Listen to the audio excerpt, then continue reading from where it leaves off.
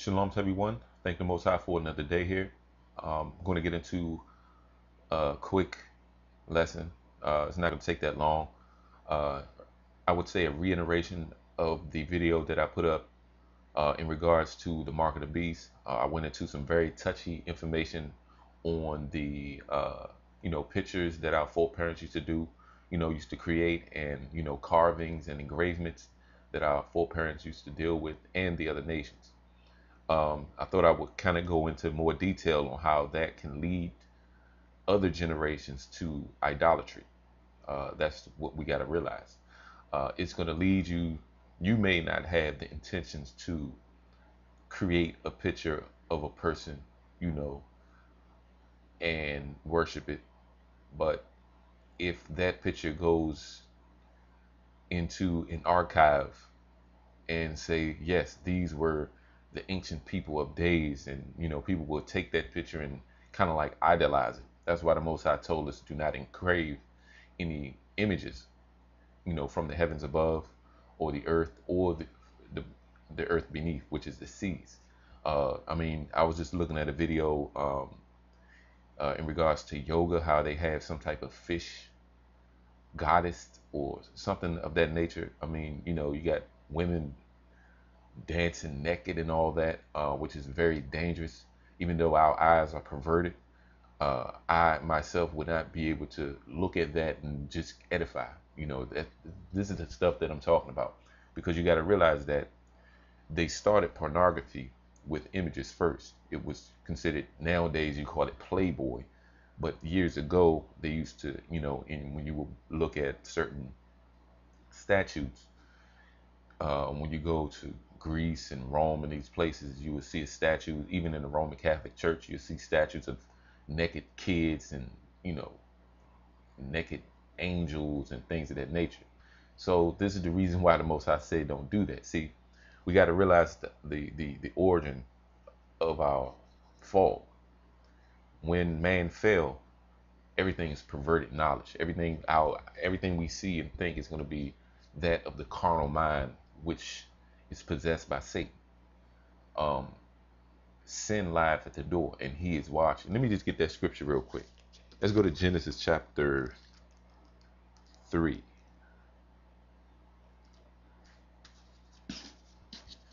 Genesis chapter 3.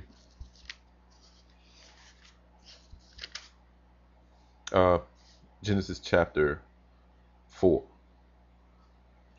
And I'm going to start at the 8th verse. This is when Cain and Abel, began to, have issues with each other. And of course, we understand the story about when Cain killed Abel. Verse 8 says, and Cain talked with Abel, his brother, and it came to pass when they were in the field. Matter of fact, let me go back some. Let me go to the 4th verse, and it says, and Abel he also brought of the firstlings of the flock and the fat thereof. And the Lord said, and the Lord had respect unto Abel and to his offering, but unto Cain and to his offering he had no respect. And Cain was very wroth, and his countenance fell. And the Lord said unto Cain, why art thou wroth, and why is thy countenance fallen? If thou doest well, shalt thou not be accepted? And if thou doest not well, sin lieth at the door. So when you don't do well, which a lot of us don't do in this world, and it says, and unto thee shall be his desire. You see where it says sin is actually a his there? Is because it comes from Satan himself. The acronym, and I say this all the time, for sin, S-I-N, is self-infliction, or self-inflicting nonsense. That's the acronym for S-I-N, or sin. It's self-infliction. You're going to kill yourself if you continue in the transgressions of the laws.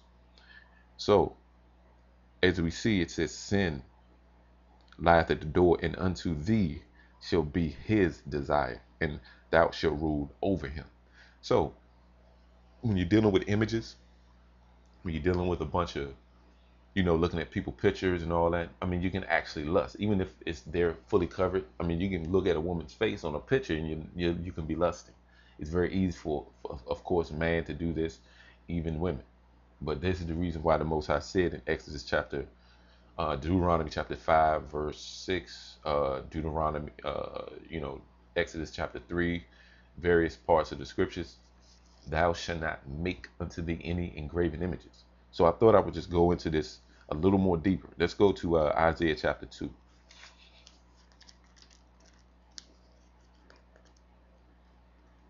Isaiah chapter 2, we're going to find out why it is so crucial to the Most High for these images. I mean, of course, it's harmless, in our minds. Well, it's just a picture of my grandmother, or, I just drew my baby, or I just drew my father, or I just drew my mother, and you think it's okay, but I'm telling you, people are weak, very weak, and we got to understand that Most High is a jealous God. He's jealous. He created us, and he told us certain things not to do, and we still do it. He is going to anger him, period. All right, I'm going to start at Isaiah chapter 2, verse 1.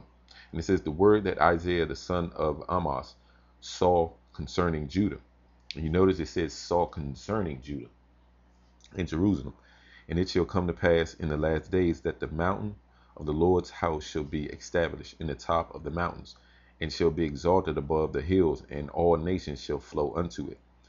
And many people shall go and say, come ye, and let us go up into the mountain of the Lord, to the house of God of Jacob, and he will teach us of his ways, and we will walk in his paths. For out of Zion shall go forth the law and the word of the Lord from Jerusalem. And he shall judge among the nations, and shall rebuke many people, and they shall beat their swords into plowshares. And let me just get into this, because I guess this is like knocking down two birds with one stone. When the true people go into the land again, there won't be any war. And I'm talking about the actual land of Israel today. Because you got imposters in that land saying that they're the Jews. But based on history and this prophetic scripture that I'm reading, that the children of Israel, once they get back into the land that they were taken out of, the world will not study war anymore. And we're going to read it. I'm going to start at the beginning of the 4th verse. And he shall judge among the nations, talking about Christ, and shall rebuke many people, and they shall beat their swords into plowshares, and their spears into pruning hooks. Nation shall not lift up sword against nation, neither shall they learn war any more. So once the true people go back into the land, there won't be wars anymore. That's how you understand that they're not the true Jews, okay? But let me just get back on topic in reference to these images. Verse 5, and that kind of links in because they're the ones that put up the images of their idolatry, which is their Zeus or Poseidon or their Jesus. Jesus is nothing but Zeus. Jesus links to the word Jesuit order. They're the ones that's under your Roman Catholics, over your Roman Catholics. They set in the places of your religious spiritual war. Jesuit. Look at the way it's spelled. It's the same. The Romans, LinkedIn changed their name to Jewish. Get this. It's the same. All right.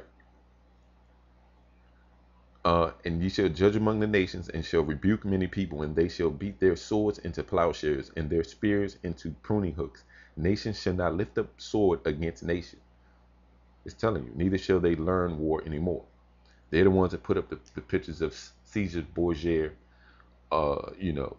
the so-called Caesars, which is your modern day Kaisers, Kaiser Permanente. They link into all the medical information. They got their little, I call them huts, set up to poison us. Verse 5, it says, O house of Jacob, come ye and let us walk in the light of the Lord. Therefore thou hast forsaken thy people, the house of Jacob, because they be replenished from the east, and are soothsayers. Let me read that again so we can understand what's going to happen and why I said that putting up images and things of that nature is very dangerous.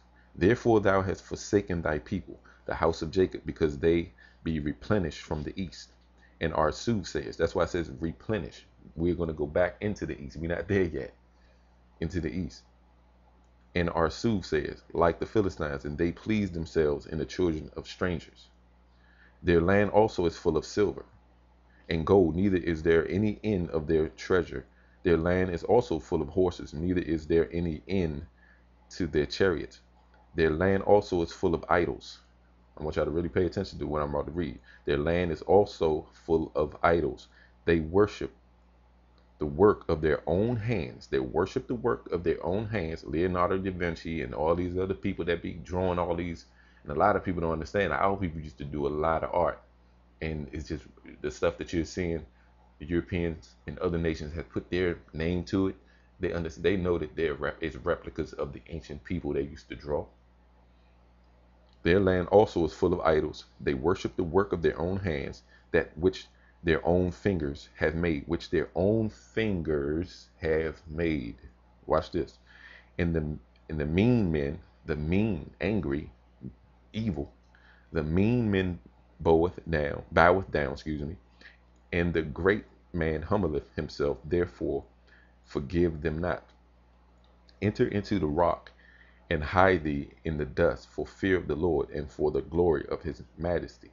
The lofty looks of man shall be humbled. The lofty looks of man shall be humbled, and the haughtiness of men shall be bowed down, and the Lord alone shall be exalted in that day.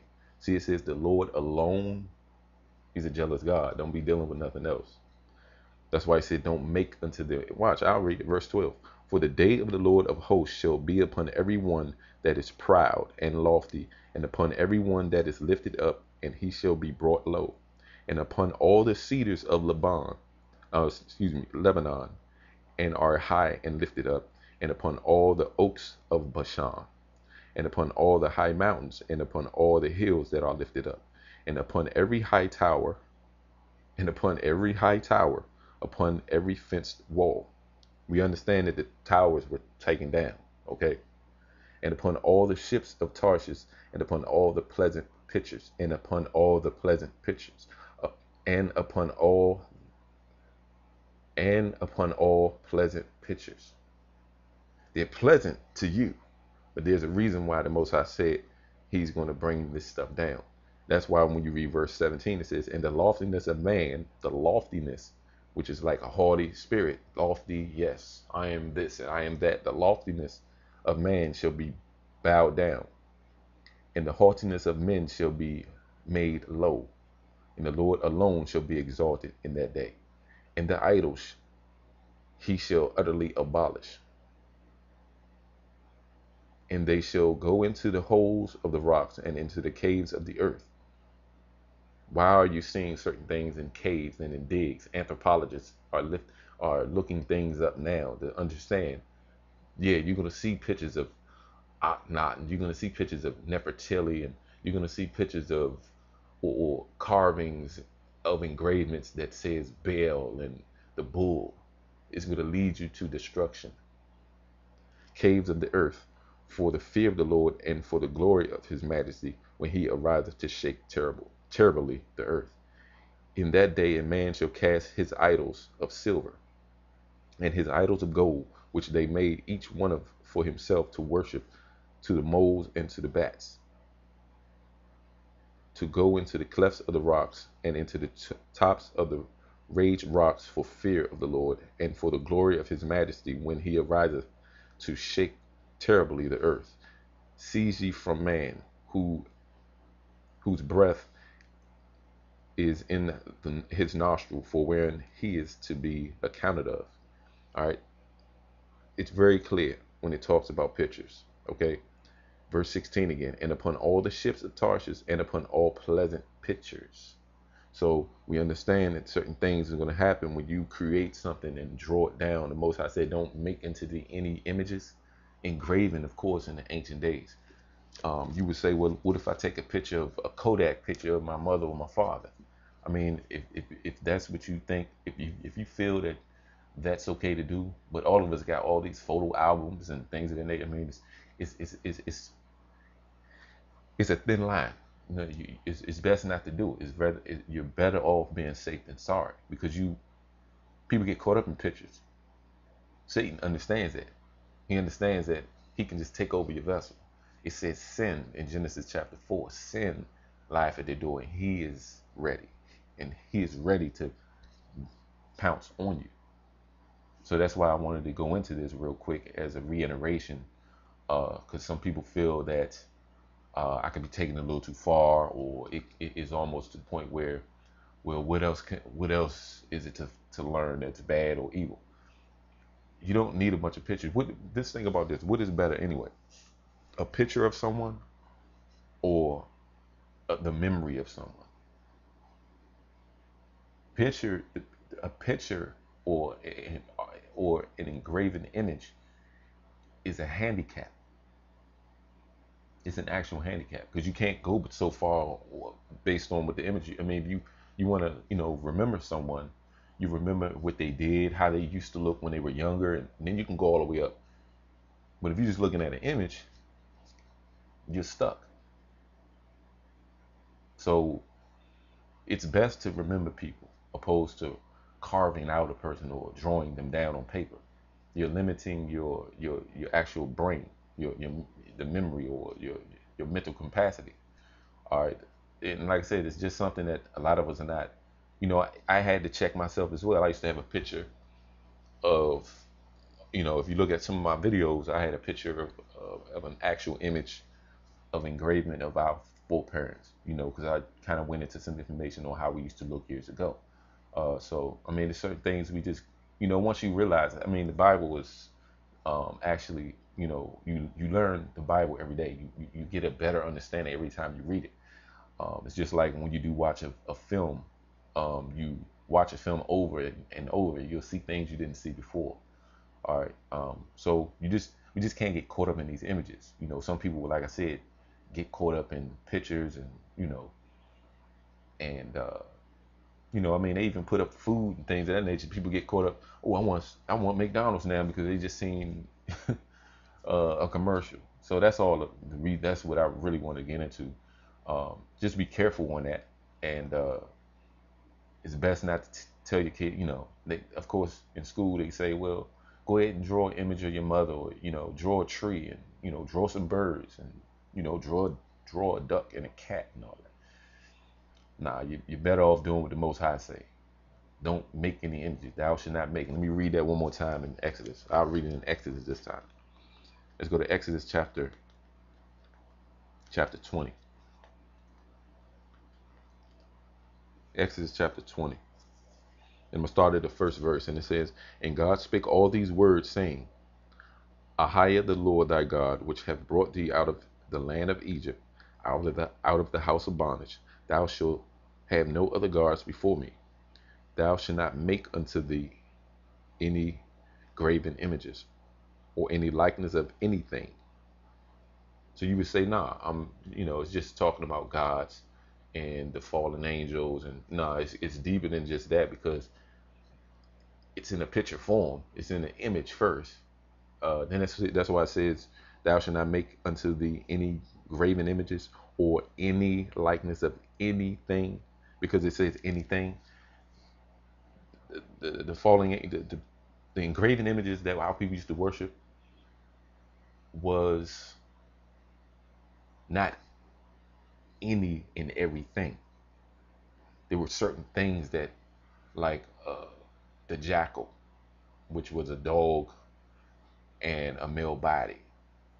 Then you got Ostarith or Easter or Star, which had feet like a rabbit, face of a person, wings, mermaids, fish, and a human. So this is not anything. That's why it says this, because it's telling you just to knock out everything. Don't even make nothing. Because if you draw a fish right now, 100 years from now, somebody may worship what you drew because you of ancient days, and put it up and sell it somewhere. And people got it in their house and they done prayed some spirit into it. So we think so in this dimension, and we have to think outside of the box. That's why the Most High said this. You have to be at least 3 or 4 steps ahead of your enemy. Verse 4 says, thou shalt not make unto thee any graven images. It don't matter if you worship it or not. This is any graven images. Of course, verse 2 it says, I am the Lord thy God, which have brought thee out of Egypt, of the land of Egypt, out of the house of bondage. Thou shalt not have no other gods before me, because our people were dealing with Egyptian gods.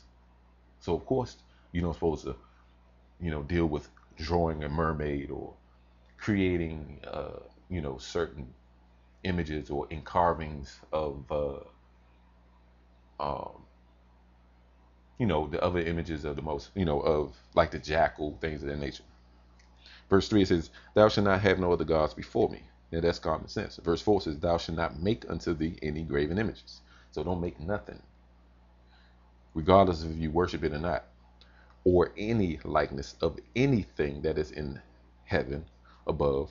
That's why it says heaven above. Of course, the falling angels, they come from the heavens above, or that is in the earth beneath. So now that's humans, or that is in the waters under the earth, fish, and any other sea creature. Okay?